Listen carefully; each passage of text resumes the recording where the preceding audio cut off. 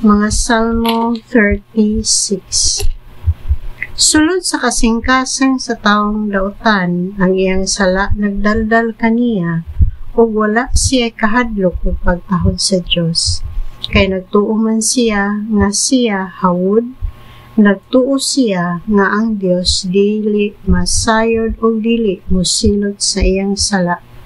Bakak ug dautan ang iyang mga sulti, ug dili na gayud siya mubuhat og maayo.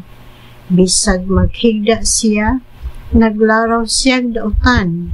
Dautan ang mga paagi niya ug dili na siya mobiya sa dautan.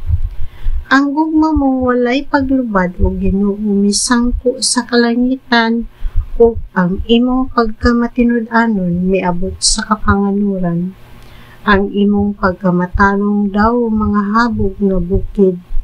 Ang imong mga hukom sama sa kailadman sa dagat. O Ginoo, giatiman mo ang tawo o mananap. Kabililon o Dios sa gugma mong walay paglubad, sa landong sa imong mga pako makapasilong ang mga tao.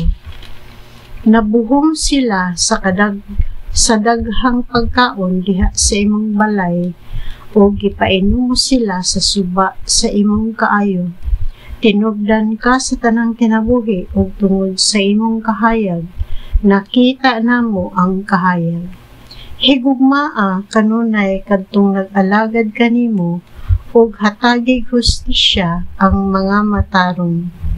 Ayaw ako payataki sa mga mapahitaskon, ug ayaw ako ipaabog sa mga dautan.